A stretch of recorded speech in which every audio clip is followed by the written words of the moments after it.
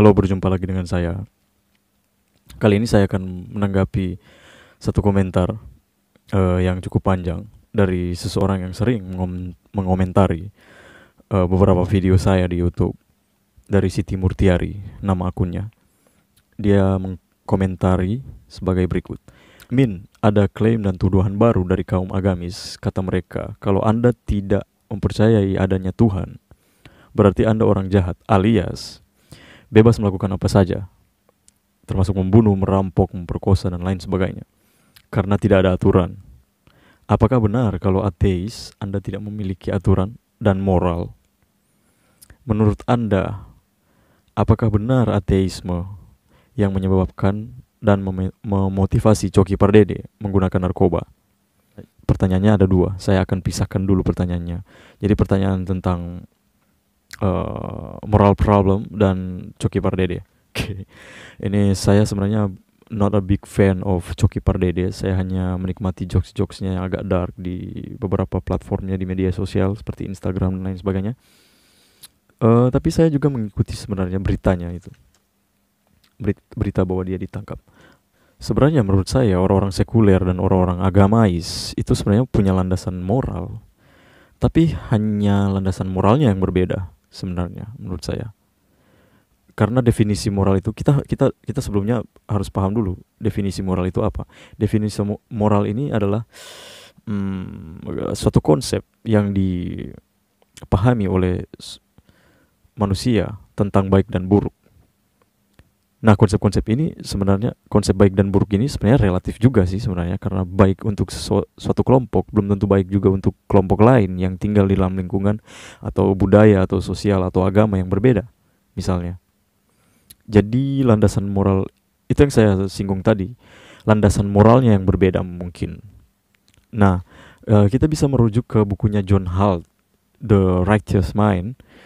Dia di sana menjabarkan ada 6 landasan moral, basic landasan moral, yang juga sebenarnya keenam ini sangat-sangat variatif dan tergantung juga dipengaruhi oleh banyak hal sebenarnya.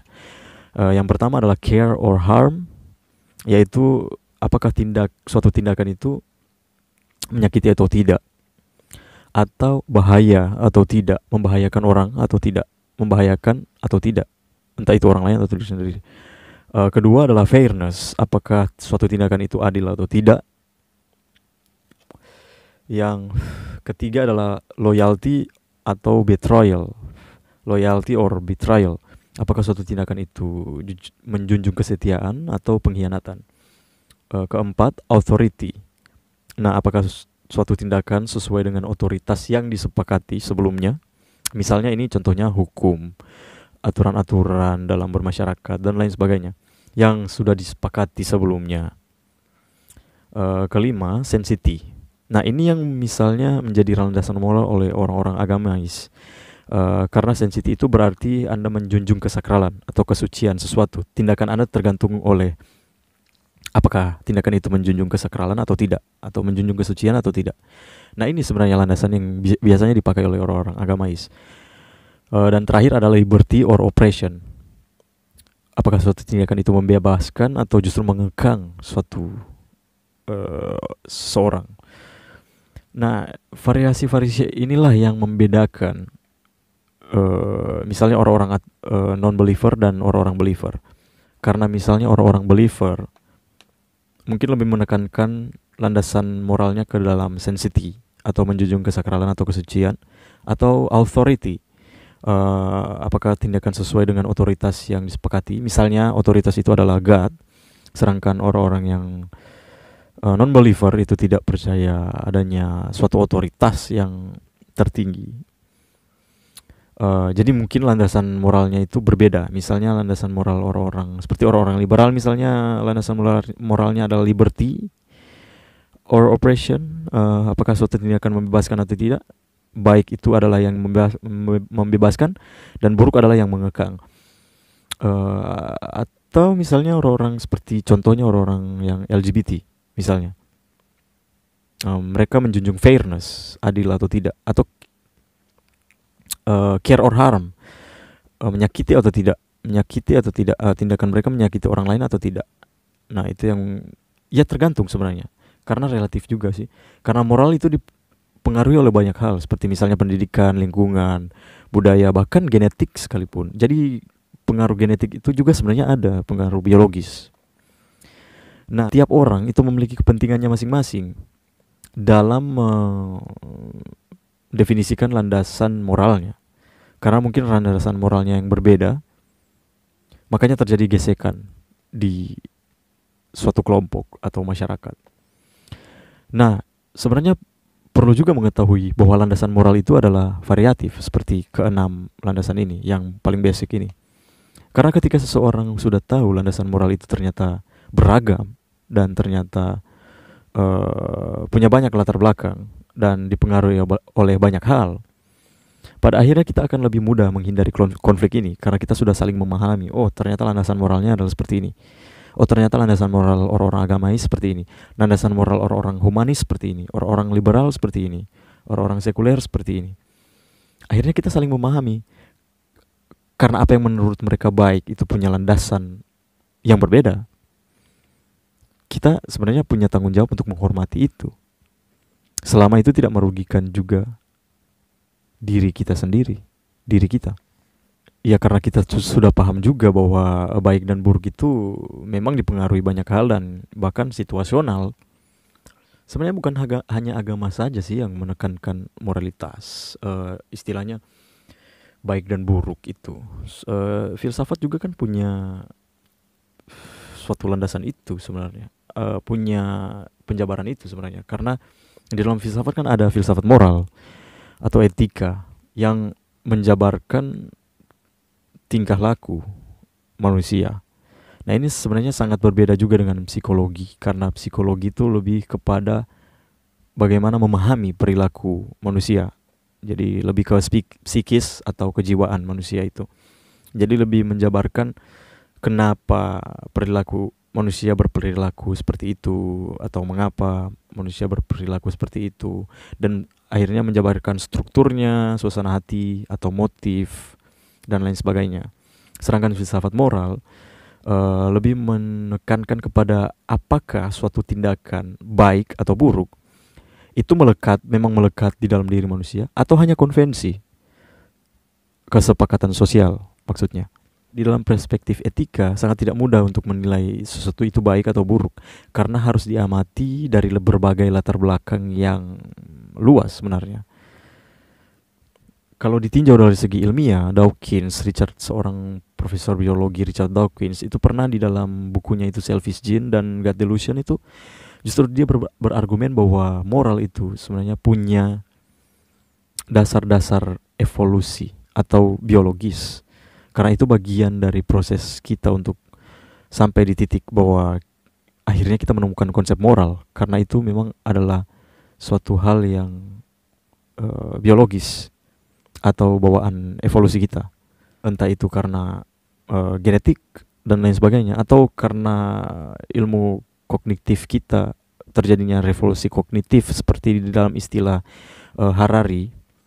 Pada akhirnya manusia sudah bisa berakal budi. Sebenarnya kan kalau misalnya secara historis konsep moral atau baik buruk di dalam agama, misalnya agama monoteis, itu sebenarnya kan sudah ada sebelum agama monoteis itu berkembang. Misalnya konsep golden rules yang mana mengatakan sebenarnya sama saja sih dengan kasihilah sesama manusia dan lain sebagainya. Jadi konsep golden rules itu kan sudah ada di dalam agama Konfusianisme atau Konghucu, yang mana konsep itu adalah lakukanlah apa yang Anda ingin orang lain lakukan dan janganlah lakukan apa yang Anda tidak ingin orang lain lakukan. Jadi apabila Anda tidak mau dibunuh atau disakiti, ya jangan menyakiti orang lain. Anda tidak menyakiti orang lain karena Anda tidak mau disakiti. Ya seperti itu konsepnya. Simple saja sih sebenarnya golden rules ini. Dan ini sudah ada jauh sebelum monoteisme berkembang konsepnya.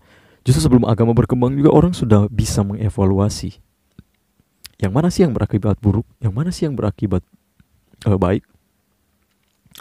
Moral sebenarnya menurut saya adalah suatu evaluasi yang panjang dalam proses historis manusia, proses historis spesies kita. Dan itu juga sebenarnya adalah merupakan proses kita untuk beradaptasi. Karena memang manusia seperti yang pernah dijabarkan oleh Profesor Harari, manusia itu adalah makhluk yang paling bisa bekerja sama. Makanya kita disebut makhluk sosial. Kita mampu bekerja sama lebih dari hewan-hewan seperti misalnya simpanse. Mereka tidak terlalu unggul dalam hal bekerja sama atau bersosialisasi. Spesies kita tidak mungkin menangkap mamut itu sendirian. Kita butuh kelompok. Dan pada akhirnya ketika kita melakukan itu, kita bisa bertahan, kita bisa makan, kita bisa menghindari predator. Karena kita bisa bekerja sama untuk melakukan hal-hal seperti itu. Nah, dari kerjasama inilah mungkin lahir konsep-konsep moral ini. Ya, Anda harus menghargai sesama, Anda harus menjaga kelompok ini, Anda harus menjaga sesama spesies, dan lain sebagainya. Dan moral juga kan sebenarnya sudah ada di dalam hewan-hewan lain, misalnya simpanse dan lain sebagainya, yang mereka menjaga suatu wilayah, ada yang menjaga suatu wilayah demi keuntungan kelompoknya dan lain sebagainya, sekalipun mungkin tidak lebih canggih dari cara manusia untuk mempertahankan kelompoknya. Orang yang agamais mengklaim bahwa agama itu paling superior di dalam permasalahan moral. Sebenarnya tidak juga, karena agama sebenarnya adalah proses dari moral itu berkembang. Tidak menutup kemungkinan bahwa moral itu akhirnya lebih meluas lagi. Tidak hanya sekedar aturan-aturan atau kesepakatan sosial yang kita sepakati bersama bahwa ini adalah baik dan buruk. Mungkin akan lebih luas lagi. Dulu manusia telanjang di zaman purba itu bukan sesuatu hal yang buruk. Sekarang manusia telanjang itu adalah hal yang buruk, atau setengah telanjang lah. Kita bisa lihat perbedaan baik dan buruk itu di dalam masyarakat yang berbeda. Misalnya masyarakat di pedalaman dan masyarakat di perkotaan, itu moralnya itu berbeda. Nah, seperti itu kira-kira. Nah, agama ada di dalam proses itu. Bukan berarti agama stuck di situ. Oh, moral itu yang seperti ini, stuck di dalam agama. Sebenarnya tidak juga. Karena mungkin saja moral itu lebih berkembang, dan lebih luas lagi akan berkembang di masa depan nanti. Nah, sekarang persoalan Coki Pardede. Sebenarnya I'm not a big fan of him. Tapi ya, oke, karena dia mengaku dia agnostik ateis, orang akhirnya memusuhi dia. Saya tahu dia itu banyak haters pasti. Dan karena dia public figure, dia pasti harusnya mencontohi, atau setidaknya kan public figure itu dituntut oleh netizen untuk disukai. Nah, Coki ini bukan orang yang seperti itu kayaknya. Dia lebih suka jadi diri sendiri, yang mana dia fuck off orang mau suka atau enggak, seperti itu. Nah, dia mungkin menjalani kehidupannya yang seperti itu, dan pada akhirnya dia jatuh kepada kecanduan narkotika. Nah, kalau kita mau menghubungkan kepercayaan dia atau posisi dia atau keyakinan dia dengan tindakan dia, kita bisa coba bandingkan berapa artis atau selebriti yang tersandung kasus narkoba yang religius. Kita bisa bandingkan berapa banyak yang religius yang tersandung kasus narkoba. Sudahlah kasus narkoba, terorisme saja. Di dalam kasus-kasus terorisme, para kaum agamawan kan nggak mungkin nggak mau itu direpresentasikan oleh mereka, agama mereka itu. Nah, begitu juga Coki Pardede, ya tidak ada hubungannya sama sekali dengan keyakinan dia. Mau dia Islam kayak, mau dia Kristen kayak, mau dia agnostik, ateis, satanis kayak. Apabila dia tersandung oleh kasus narkoba atau dia kecanduan oleh sesuatu dan dia melakukan hal yang ilegal, ya akan ketangkep lah. Dan yang jelas orang-orang seperti Coki ini minoritas. Ya jelas orang-orang seperti dia sedikit lah. Yang paling banyak melakukan kriminal kan justru orang-orang religius, karena mereka mayoritas dalam segi konsensus. Nah, jadi sebenarnya ateismenya dia atau agnostisismenya dia itu tidak mempengaruhi latar belakang dia kenapa dia memakai narkoba. Mungkin latar belakangnya seperti yang teman-temannya akui bahwa latar belakangnya itu mungkin dia punya problem atau lain sebagainya, atau kesakitan lain atau gangguan jiwa atau lain sebagainya, kan kita nggak tahu. Orang-orang terdekatnya yang tahu. Ngapain juga kita harus eh, menghubung-hubungkan keyakinan dia dengan tindakan dia. Lagi pula, seorang ateis atau orang agnostik itu tetap berada di dalam lingkaran hukum atau rules dan aturan negara, sekalipun mereka tidak punya otoritas, sekalipun mereka tidak punya kepercayaan kepada otoritas langit yang tinggi. Mereka masih seharusnya harus patuh pada aturan negara ini, karena itu adalah kesepakatan umum yang telah disepakati oleh founding fathers kita yang dalam latar belakang yang berbeda-beda, agama dan suku dan kepercayaan. Kita terbatas di dalam aturan-aturan itu. Gak mungkin juga kan seorang ateis membunuh, mereka bakal dipenjara, ada polisi misalnya, atau ada penegak hukum lain. Ya tindakan mereka itu dibatasi oleh itu juga. Secara rasional juga kan gak mungkin seorang jadi ateis terus bunuh-bunuh orang lah, atau korupsi lah, atau apa. Tergantung dirinya juga, atau kondisi mental atau psikisnya, dan latar belakangnya juga, motivasinya juga apa, ya kan?